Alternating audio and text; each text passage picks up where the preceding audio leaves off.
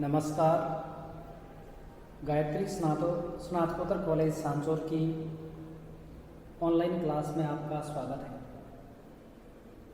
प्रिय विद्यार्थियों, आज हम बीए पाठ द्वितीय में यूरोप में कृषि क्रांति में तकनीकी का जो योगदान रहा था, जिसके कारण पूरे यूरोप में कृषि में एक बड़ा परिवर्तन आया, उसका अध्ययन है वो करेंगे। इससे पहले के वीडियोज़ में हमने यूरोप में कृषि क्रांति के क्या कारण थे, कृषि क्रांति किस प्रकार हुई थी आदि अध्ययन है वो किया है। तो देखिए, यूरोप में कृषि क्रांति में किसी एक का योगदान नहीं मान सकते, अपितु इसमें पुनर्जागरण, वैज्ञानिक सोच विचार, तकनीक, औद्योगिकरण आदि सभी के कारण यूरोप में कृषि के क्षेत्र में बदलाव देखा जा रहा था। उस समय बढ़ते वाणिज्यवाद, बढ़ते उद्योग धंधों के कारण पूरे यूरोप में जो हाथों से कार्य हो रहा था उसे तकनीक से युक्त कार्य में लगा दिया था। कृषि के क्षेत्र में विकास में हम देखते हैं तो उसमें जेट्रो-थल मशीन का काफ़ी योगदान था। जेट्रो-थल मशीन को वर्कशायर के एक अंग्रेज जमींदार, जिसका नाम था जेट्रो-थल, उसने इसका आविष्कार किया और इस मशीन के माध्यम से भूमि को जोतने, बीज बोने के नए नए कार्य शुरू हुए थे। इस मशीन के माध्यम से परंपरागत तरीके से जो बुवाई का कार्य, परंपरागत तरीके से जो भूमि जोतने का कार्य होता था, उसे रोक दिया और नई तकनीक से युक्त कार्य करना शुरू किया था। 1701 ईस्वी में इसने सीड ड्रिल यानी बीज बोने का यंत्र नामक मशीन का आविष्कार किया और यह मशीन अपने आप खेत में हल चलाकर हल की लकीर डाल देती थी और उस लकीर में ऑटोमेटिक अपने आप आवश्यकता के अनुरूप बीज है वो गिरता जाता था। 1701 ईस्वी में जब यह सीड ड्रिल मशीन का आविष्कार हुआ तो इसके साथ ये मशीन जो जमीन में बीज गिरते थे, उन बीजों को मिट्टी के अंदर दबा दिया जाता था। अब मिट्टी के अंदर जैसे ही बीज दबेगा तो अपने कुछ समय के दौरान ही वह अंकुरित हो जाएगा और अंकुरित होने के बाद वह फसल बन जाएगी। कहने का मतलब ये है कि इस जेट्रो-थल मशीन के आने से कृषि में बड़ा बदलाव आया और कृषि में बदलाव आने के बाद जो कार्य हाथों से होता था, जिसमें एक से अधिक व्यक्तियों की जरूरत पड़ती थी। अब वह कार्य है वो मशीनों से होना शुरू हो गया था। मशीनों का उपयोग होना शुरू हो गया था। जेठ्रो का दूसरा सुझाव था कि किसानों को खेत में से खरपतवार निकालने के लिए, भूमि को नरम बनाने के लिए घोड़ों से चलाए जाने वाले कर्षक यानी जो एक पटेला यंत्र था, उस पटेला यंत्र का उपयोग करना चाहिए। इस मशीन के आविष्कार के बाद यूरोप में सीड ड्रिल मशीन से बुआई होने लगी, जिसमें कम व्यक्ति कम समय में अधिक कार्य कर सकते थे। इसके बाद कृषि क्रांति में अगला योगदान हम वाइकाउंट टाउनसेंड का मान सकते हैं। टाउनसेंड ने किसानों को सुझाव दिया कि एक ही भूमि में बार बार वही फसल बोने से उत्पादन क्षमता में कमी आती है।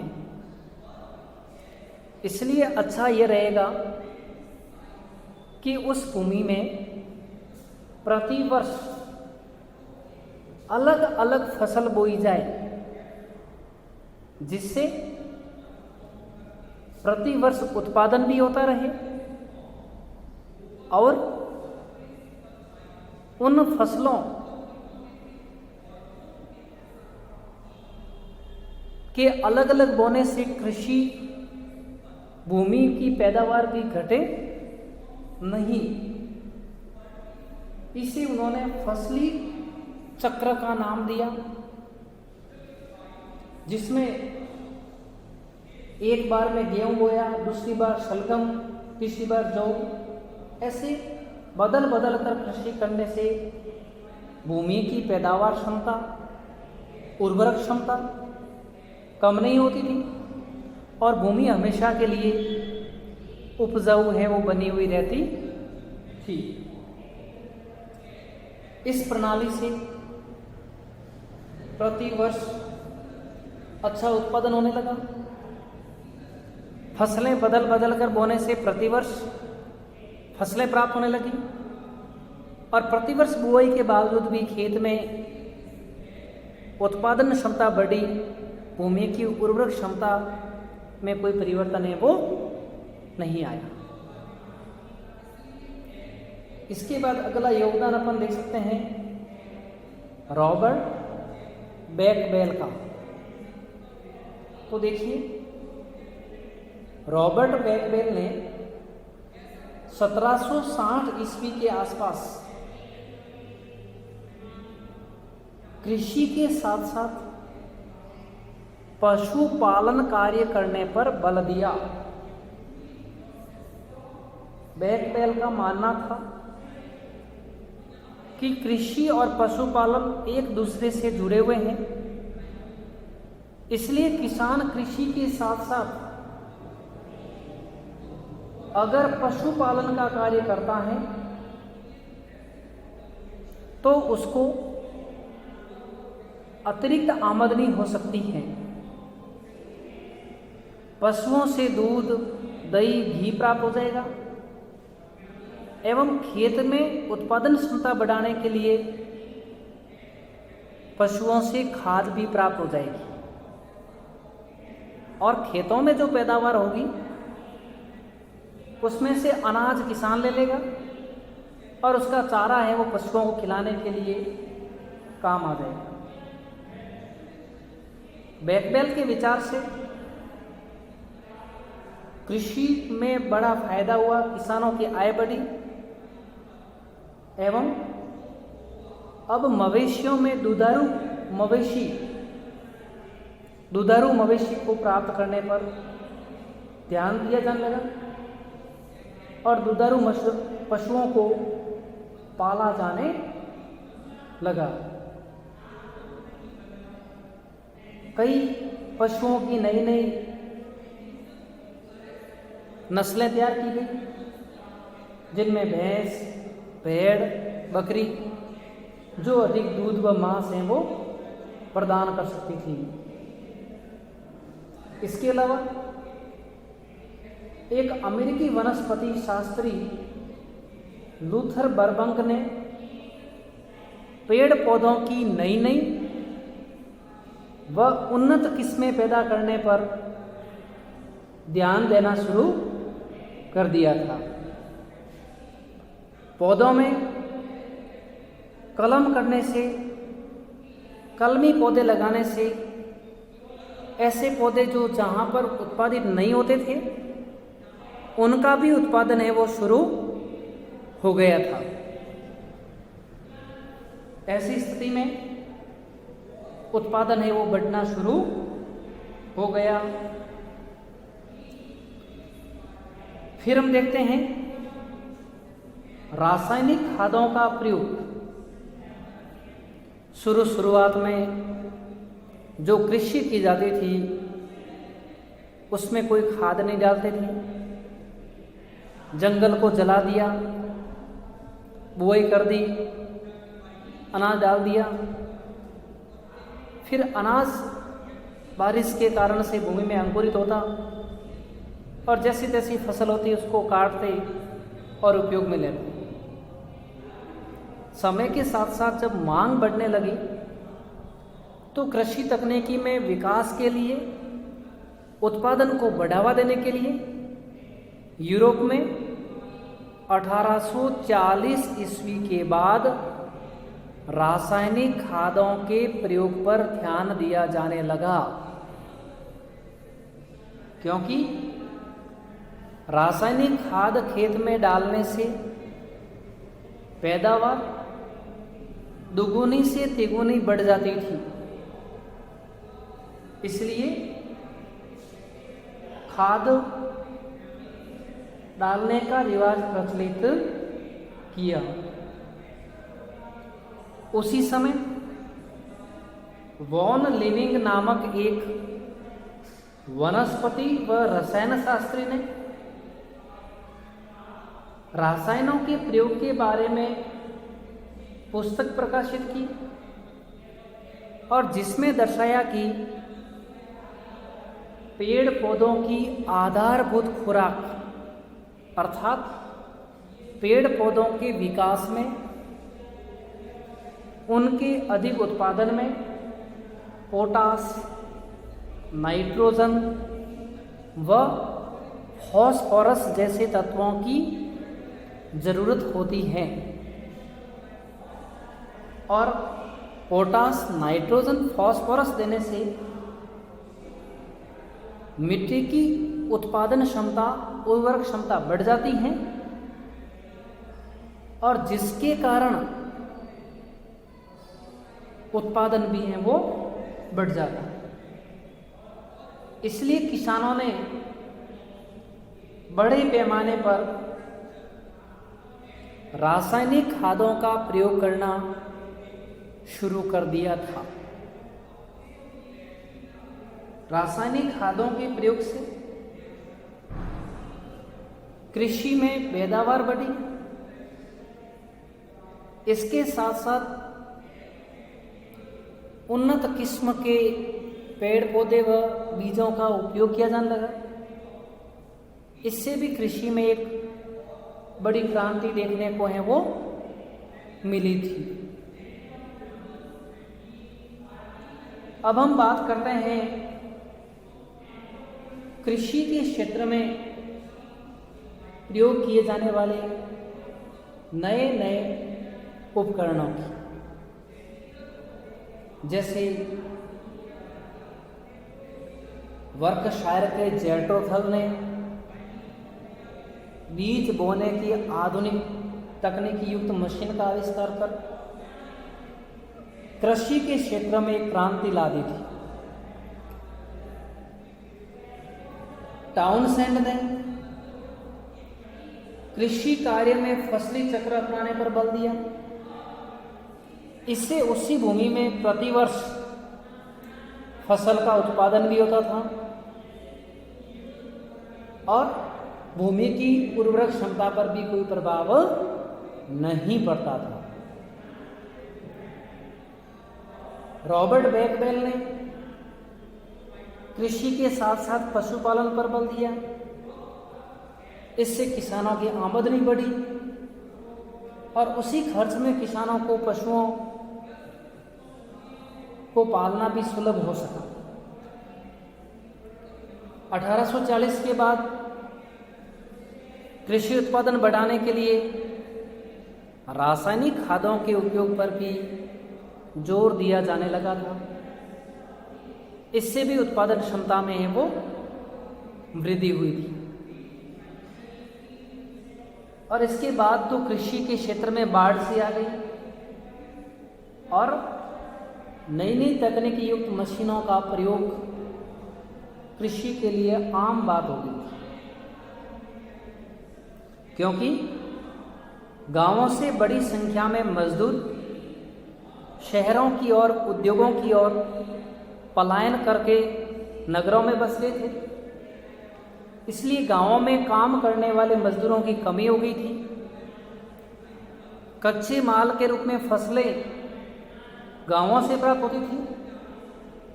इस कारण से कृषि के नए नए तकनीकों का विकास करना शुरू कर दिया। औद्योगिक मशीनों के लिए कृषि उत्पाद की मांग बढ़ गई थी। अमेरिका में भाड़े के मजदूरों की कमी ने लोगों का ध्यान इस तरफ केंद्रित किया और यही कारण है कि इस क्षेत्र में अमेरिका दूसरे देशों का अगुवा रहा था, अग्रणी रहा था। उसी दौरान 1834 में साइरस एच मैककॉर्मिक, बोर्ड पे नाम लिखा हुआ है, मैककॉर्मिक ने फसल काटने की मशीन का भी आविष्कार कर दिया। अब फसल काटने में भी सुविधा होने लगी। इसके बाद एप्पल बाई ने बटोरने वाले दोहरे वाइंडर इसमें जोड़कर इस मशीन को और अधिक उपयोगी बना दिया। और इसी अवधि के दौरान घोड़ों से खींचा जाने वाला कृषि यंत्र पांचा, मडई की मशीन, लोहे का हल और तवेदार पटला आदि का निर्माण में कामयाबी मिलने लगी थी।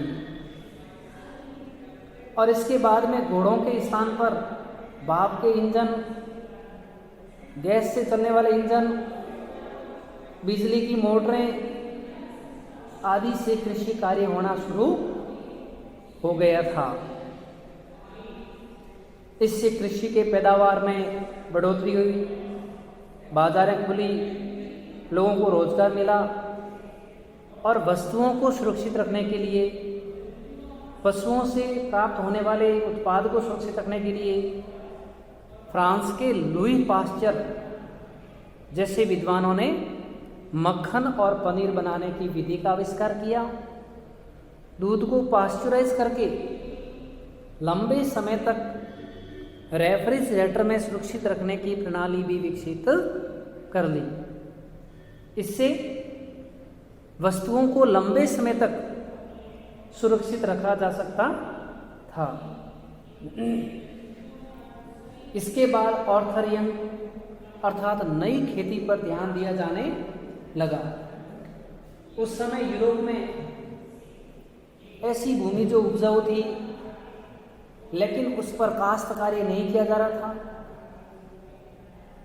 उसे एकजुट करके और कृषि करने पर ध्यान दिया जाने लगा था।